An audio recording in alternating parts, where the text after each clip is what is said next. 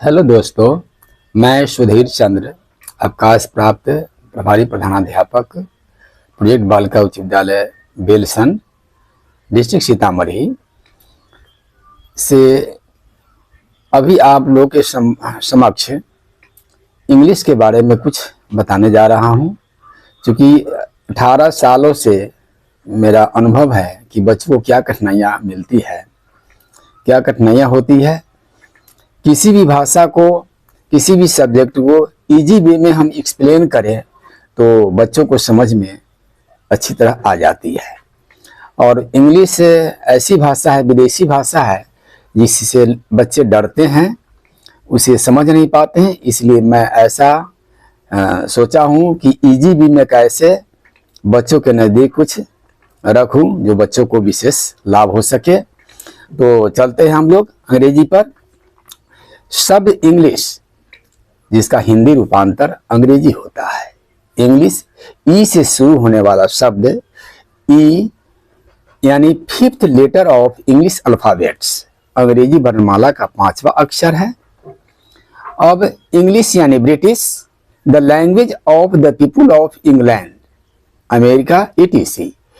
England America के लोगों की ये भाषा है, अंग्रेजी भाषा, इसे विलायती भाषा ही बोलते हैं। एन इंग्लिशमैन मीन्स अंग्रेज, इंग्लिशमैन द इंग्लिश मीन्स अंग्रेज लोग होता है। इंग्लिश वीमेन अंग्रेज महिलाएं के लिए आता है। अब लैंग्वेज भाषा देखें तो भाषा क्या है? हम जिसके द्वारा अपने विचार दूसरों पर व्यक्त करते हैं वही भाषा है। इसे व्यक्त करने का 2 रूप है, एक बोलकर बाय स्पीकिंग, दूसरा लिखकर बाय राइटिंग। अब अंग्रेजी भाषा की लिपि क्या है? तो अंग्रेजी की लिपि को रोमन कहा जाता है। इंग्लिश ग्रामर, किसी भी भाषा को अच्छी तरह से बोलने लिखने के लिए उसकी व्याकरण की आवश्यकता होती है। तो हम लोग अंग्रेजी व्याकरण पर चले। English grammar, definition of English grammar, अंग्रेजी व्याकरण की परिभाषा, यानी अंग्रेजी व्याकरण किसे कहते हैं?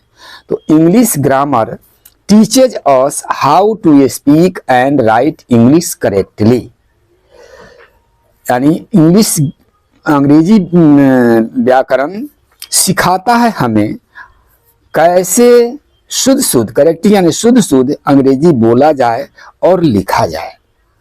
दैट्स ऑल दोस्तों, यदि अच्छा लगे तो एक लाइक अवश्य कर देंगे।